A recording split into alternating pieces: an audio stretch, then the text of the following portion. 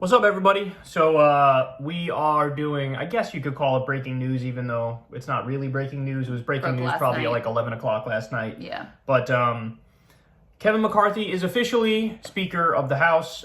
So there was the internal fight going on between, like, let's call it the Matt Gaetz wing of the party, including Matt Gaetz, Lauren Boebert, and 19 people in total, I believe it was. And McCarthy was consistently falling short of the votes he needed in order to become Speaker. But there was some negotiation behind the scenes, there was some movement, and then now he has officially been approved as Speaker. And things got a little spicy on the floor last night, didn't they? So there was people were yelling at each other. Somebody was yelling at Matt Gaetz as he was given I was a a little speech. disappointed though, because we didn't stay up for I fell asleep at like 9 p.m. So I was not awake for McCarthy to actually ascend to Speaker of the House. And so I saw these tweets that were like, a near brawl breaks out in the House, and I was overselling it a little bit. Got a little heated, I would say. So the video of the thing you're talking about is not that interesting, because somebody's yelling at Gaetz, and then another congressman comes behind him and grabs him and like puts his hand over his mouth. Yeah. But the picture of that actually does look kind of amazing, because the guy's got like a red face, he's yelling, and then you see this guy with his hand like pulling him back. So yeah, but I mean, I take your point. People were sort of they oversold it. I got excited, and then it was a little anticlimactic. So let me go through some of the things here, like the negotiations behind the scenes, what led to Kevin McCarthy finally becoming Speaker. So the House Republican Rules Package, according to Sahil Kapoor of, what is he, CNN? I think he's CNN, right? All right, whatever, doesn't matter. He's a half-decent reporter. So one member can force a vote to overthrow the Speaker. I don't know. I guess that means like one member can say, I want a vote of like no confidence, and then you need to get. But then you actually have to take the vote. It's not like one person. Yeah, it's not like one person can say, you're done. Yeah, you're out of here. It means one person can spark a vote to determine like a no confidence vote or whatever. Yes. Their changes in pay go. They're trying to make it cut go. So any new spending, it's not just you have to pay for it. You actually have to cut an equal amount to whatever you're spending. Sheer idiocy. Making things way worse. Pay-go also sucks, by the way. He puts constrains debt limit end runs. Yeah, so basically what I saw on that is that they're demanding there must be budget cuts in order to lift the debt ceiling. So they're like, So in other words, they're coming after Social Security and Medicare. That's what's happening, and I'll give you more on that in a little bit. Yeah. 3/5 vote to raise tax rates. That speaks for itself. So raising taxes on the rich, for example. There will be no raising taxes on the wealthy if they're requiring a 3/5 vote to raise any taxes. Not that we expected that from the Republican majority anyhow, but yes. Yeah, but I mean, that's, it's so, if you look at polls, like, the overwhelming majority of Americans want to raise taxes on wealthy. Correct. On the wealthy, and now they just made it 3/5 to raise taxes on the wealthy. Well, and we'll go through the rest of these, and there's actually a bunch of different things. The one that I saw that was positive is like some defense budget cuts, but overwhelmingly, this isn't populist. This is some old style Tea Party bullshit. Balanced budget amendment, like, Paul Ryan Freedom Caucus. That's what this is. So the posturing like this was some populist revolt. It has the aesthetics of a populist revolt because they're going against leadership and they're bomb throwers, whatever, but they're really just simps for plutocrats. Yeah, this is even more pro-establishment in a sense than the establishment wing of the Republican Party. Yeah, correct. So they also want to allow for 2-minute votes. They want 72 hours to read the bills. They want what's called dynamic scoring. Now, dynamic scoring, just so everybody understands, is when they crunch the numbers, they want to factor in how much growth their tax cut will create. This is the old, it's trickery. It's not real. Like they say, by us cutting taxes on the wealthy and deregulating, it's actually going to expand the federal budget. It's going to pay for the federal itself. Tax rate. Yeah, it'll pay for itself. And it's like, which never happened. They say like, well, if you do dynamic scoring, it will. So in other words, it's like, if we lie about it, it will. It's like, voodoo math. That's what it is. Exactly. They say they're changing the Education and Labor Committee to the Education and Workforce Committee. Okay, whatever. They hate labor. Again, another anti-populist move. They want a new COVID Select Committee, which my guess is going to be... Investigate Fauci. Yeah, investigate Fauci and the shot. They were going to do that anyway. Yeah. Okay, now hold on. I want to give you guys a little bit more because this has a bunch of other things on it too. This is Fox's version of it. More House Freedom Caucus members on House Rules Committee. So that's the standard, like, give us committee seats, which is another way of saying give us power. Right. Hold votes on lawmaker term limits and border security bills. So he's allowing a vote on those things, which, by the way, I don't think either one of them is going to get anywhere, of course, because you have a Democratic Senate and you have a Democratic president. Changes to appropriations by letting any lawmaker offer floor amendments. And McCarthy aligned super PAC pledged to not spend money in primary races against GOP candidates in open races. Yeah.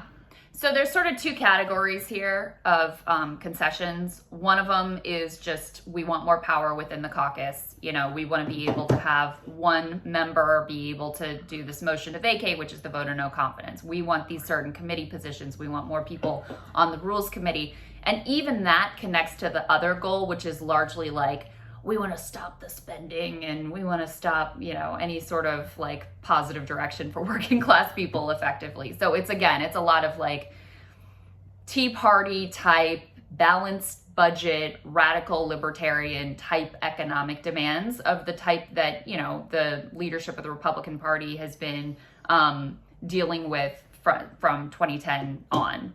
That's what it really feels like to me, even though, again, the aesthetic is like this sort of populist revolt. The reality of the concessions they got is incredibly establishmentarian, like incredibly friendly to the plutocrat class and emblematic of the Koch brothers' dominance of the Republican Party over many decades. So the biggest issue here is going to be over the debt ceiling. The debt ceiling, just so, for those of you who don't know, the debt ceiling it's this kind of arbitrary cap on the debt that we have.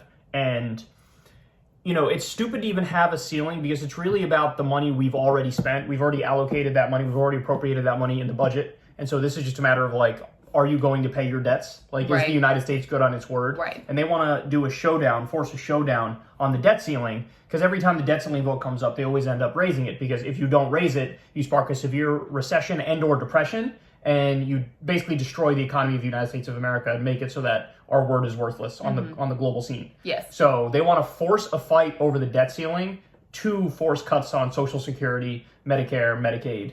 And so that's really the biggest thing that comes out of this. Now, so we've talked about this before. I was jealous of the fight that this right flank has. Like, the fact that they're willing to take on their leadership is something that, you know, the Democrats never do. And AOC was on TV earlier bragging about the unity of the Democratic side. And it's like, well, we don't really want you to be unified with people who don't agree with your agenda. If they're not for universal health care, if they're not for universal education, if they're not for raising the minimum wage, you know what I'm saying? If they don't want to end the wars, like, we don't want unity with those people. So on the one hand, I was jealous of their fight.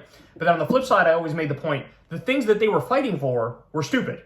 Yeah. And so it's like, okay, you're fighting, but it's like you're fighting for worse positions. And so in that sense, it's almost like you kind of root for McCarthy over them because at least McCarthy, I don't think McCarthy's dumb enough, for example, to actually like destroy the full faith and credit of the United States government by, you know, doing the debt ceiling fight and not raising it. You know what I'm saying? I don't know. I think McCarthy is just a shapeshifter and kind of an idiot and doesn't have a principle in his body. So I do have like somewhat more confidence that he would try to avoid that fight versus you know, whatever these people. Yeah, Matt Gaetz. Yeah. Listen, Matt Gaetz, I think there were a couple of contingents here. Gaetz and Boebert, basically, maybe Gosar, maybe a couple others. They're in it for the vibes. They're in it for the airtime. Yeah. That's what they're really in it for. But the bulk of people who are actually making specific demands, it's the same demands as the Tea Party. So it's not just like what I said previously is the best case scenario is actually that this is a fight about nothing. And it's just like a fight for airtime because these concessions that they got are not just stupid, they're really bad. The debt ceiling thing being the case in point. Now, fortunately, Democrats held on to the Senate. Fortunately, they still have the presidency, so they can veto and block a lot of the worst of what the Republicans will do. But, you know, in terms of holding the country hostage over some like government shutdown situation or failing to raise the debt ceiling, which there shouldn't be a debt ceiling. I mean, this is just like a stupid budgetary gimmick that hands power to hostage takers. These things are really bad and potentially really devastating and, you know, this is not a popular position in terms of what they actually won and were fighting for that they staked down here. So final points. The first thing is are they even real concessions from McCarthy? Because don't they still have to vote on these rules changes? So, like, McCarthy is allowing it to proceed, like, oh, here's all these things I'm conceding on. Right. But now they get to vote in the whole caucus as to whether or not they actually include these things in the rule package, correct? Yes, and you sent that there were some Democrats who leaked to reporters that they were actually talking to some of the moderate Republicans who are furious. Yes. Because from their perspective... You idiots just lost the last election because you exist. You're the reason... Boebert won her election by, like, two votes. Yeah, you're and then now you're making demands? Like, you should be the last one to make a demand. Yeah. Why we have a 4-member majority right now instead of like a 30-member majority right now. And then you're out here getting like plum committee assignments and making the rules to be the way you want them ultimately to be. So they're really pissed off. I mean, listen, you can like debate how moderate any of these people are, but they're clearly different sort of ideological factions here. So yeah, they're looking for revenge. And the other thing is, if they partner with Democrats to kill the rules package, then McCarthy can effectively stab these people in the back. But which he wants to do. Which he definitely wants to do. I mean, that was evident on the floor last night when he's still getting into it with Gates. But it keeps him from really taking the blame. It can, this is out of my hands. Like, I didn't set this up. I tried to stay true to my word. And the other question is, what actually will McCarthy do? We were talking about this last night. So what's to stop McCarthy from saying, oh, sure, I agree to this demand, this demand, this demand. I agree to all your demands. How about that? But there's nothing, it's not written in stone. It's not law. He can turn around and say, oh, did I make you a promise? Sorry, bitch. Turns out I'm going back on that promise. Because my word is irrelevant. I don't like you. You try to stab me on the back. Now I have the power. So now you're going to learn what it feels like. Because I guarantee you, if, that's what Pelosi would have done. Pelosi would have forced whoever to fall in line, no matter what she had to do to get them to fall in line. She's very Machiavellian in how she functions. And is Kevin McCarthy, is he going to flex his power on them now? And be like, oh, you really think you won this? Well, watch what I do now. Because they were always taking a gamble by taking this fight on. The thing about why I always wanted the left to fight is because the power of the left is in the base. They actually have the people with them and they're standing for popular ideas. Yeah. The Gates of the world are not standing for popular ideas. Right. So you don't have like this base with you. I mean, Donald Trump, who's supposed to be the leader of your movement, was backing McCarthy. So you're going against the guy who's the big dog in the movement. So you don't have anything backing you. So what's to stop McCarthy from turning around and stabbing them in the back harder now? Personally, I don't think that he really has the stones to do it.